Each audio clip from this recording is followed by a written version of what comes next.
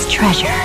I summon eight-handled sword, Divergent Sila, Divine General, Maharaga.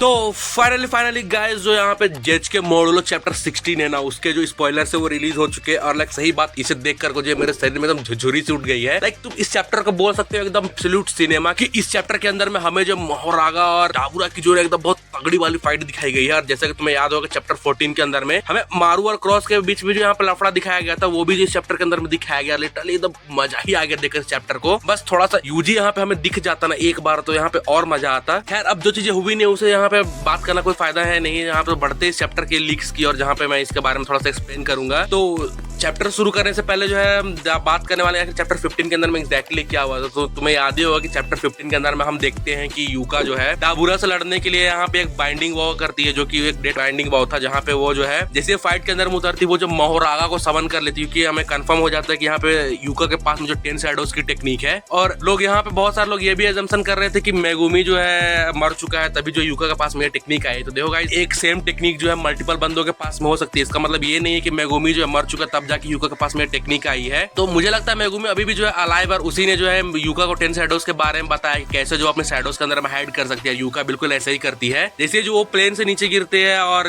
महारागा का समन करती है, वो जो तुरंत उसके शैडोज में चले जाती है और महारागा तुरंत निकलते ही अपने शैडोज के अंदर में उसका स्कल फोड़ने की कोशिश करता है। लेकिन जब वो अनसक्सेसफुल हो जाता है तो हम देखते हैं कि वो जो डाबुरा के सामने चला जाता है। डाबुरा जो है उसे देखते ही जो बिना किसी देरी के अपनी कर्स टेक्निक से जो अटैक करता है। अब देखो यहाँ पे हमें डाबुरा की कर्स टेक्निक एग्जैक्टली तो बताया नहीं गया, लेकिन डाबुरा के पास में जो दो कंफर्म टेक्निक जो हमें बताए गए, जहाँ पे उसकी सबसे पहली टेक्निक जो है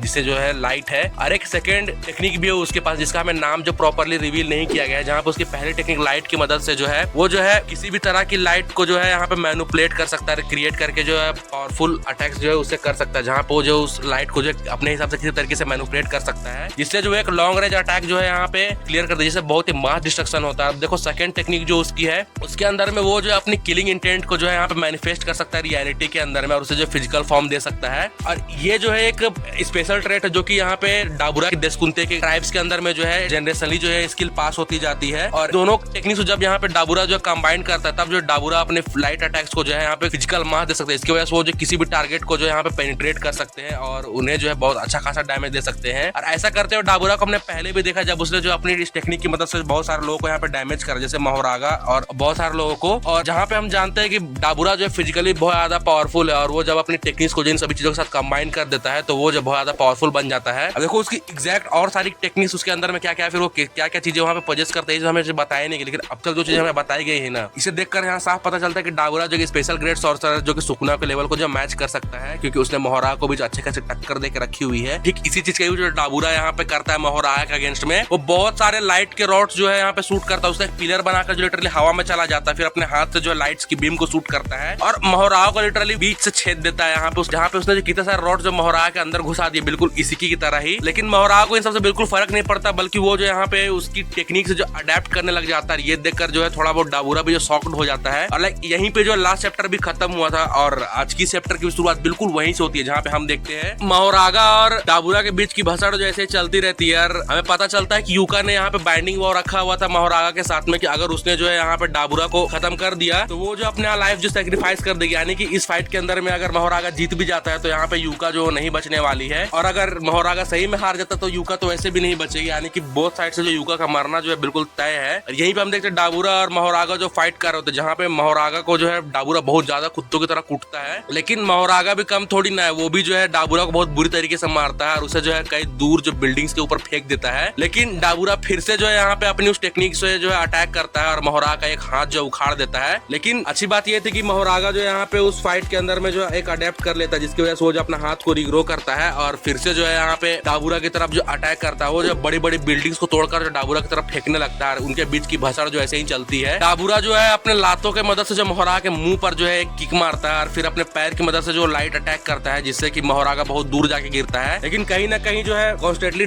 महारागा इस फाइट के अंदर में जो है डाबुरा की टेक्निक्स को अडेप्ट कर रहा होता है, और डाबुरा भी जो ये चीज समझ जाता है कि महारागा को हराना थोड़ा मुश्किल होने वाला है। और उनके बीच में जैसे लगातार फाइट चलती चलते रहे। पीछे तुम पैनल एक बार देखो जरा, कितना डिस्ट्रक्शन इन्होंने मचाया है, बिल्कुल जैसे कि सुबुया के अंदर में सुकुना और मोहरा की फाइट से जो ये तबाही मची थी ना, वो बिल्कुल वैसी तबाही यहाँ पे मच चुकी है। दूसरी तरफ सीन शिफ्ट हो जाता है यहीं पे सुरुगी और मारू की फाइट, और यहाँ पे जो मारू और सुरुगी के बीच में जो बहस होने लगती है, वो जो फाइट भी कर रहे होते हैं, जहाँ पे दोनों अपनी कटाने की मदद से जो फाइट करते हैं। स्टार्टिंग के अंदर में हम देखते हैं कि यहाँ पे सुरुगी जो थोड़ा बहुत मारू पे हल्का हल्का भारी पड़ रहा होता है, क्योंकि मारू अपनी फुल पोटेंशियल यहाँ पे यूज नहीं कर रहा था, कि उसके अंदर में कॉन्फ्लिक्ट चल रही होती है। थोड़ी देर जब इनकी फाइट चल जाती है, तब हम देखते हैं कि लास्ट के अंदर में मारू को जो है सुरुगी किसी तरीके से जो जमीन पे गिरा देता है, और यहाँ पे हम देखते हैं कि सुरुगी अपना सिंपल डोमेन भी जो यूज करता है, मारू को जो है कुछ थॉट्स में खोए हुए देखते हैं, जहाँ पे वो अपने पुराने मोमेंट जो सुरुगी और यूका के साथ बैठा है उसे याद कर रहा होता है। और फिर अचानक से हम देखते हैं कि मारू यहाँ पे कुछ ज्यादा सीरियस हो जाता है इस फाइट को लेकर के, और वो अपनी फुल पोटेंशियल को रिवील करता है, और अपनी कस्ट टेक्निक के चक्कर में जो सुरुगी को जो बहुत दूर उड़ा के फेंक देता है, वो हवा में जो फ्लोट करने लगता है। और ठीक यहीं पर जो ये चैप्टर भी खत्म हो जाता है। तुम्हें क्या लगता है क्या जो यहाँ पे मारू जो है सुरुगी को खत्म कर देगा, या फिर यहाँ पे सुरुगी के पास में कोई चांस है या नहीं? क्योंकि देखो मैंने पहले ये कहा था कि हो सकता है कि यूका जो है मोहरागा के साथ साथ में रिका को भी समन करे डाबुरा की फाइट में, लेकिन अभी तक की जो सिचुएशन उसे देखकर ऐसा लग नहीं रहा है। यूका जो है यहाँ पे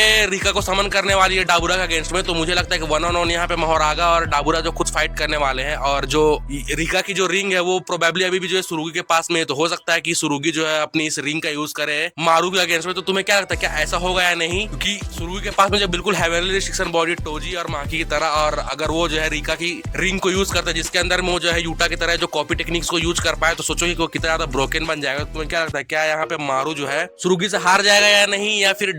वो जो वहाँ पे जीतेगा? और तुम्हें क्या लगता है कि डाबुरा और युगा के फाइट में कौन जीतने वाला है? मुझे अपने आइडियाज कमेंट्स के अंदर जरूर बताना। देखो अभी चैप्टर के पूरे प्रॉपर ट्रांसलेशन नहीं आया, तो अभी बहुत सारी चीजें यहाँ पे रिवील होना बाकी है, जिसके बारे में जो तुम्हें फ्यूचर में अपडेट देता रहूंगा। तो चैनल को सब्सक्राइब कर लेना, और बाकी अगर तुमने वीडियो तो देखिए तुम्हें वीडियो जरूर पसंद है, वीडियो को लाइक करो, चैनल को सब्सक्राइब करो, और बाकी मैं तो मिलता किसी और brand new video. Thanks for watching.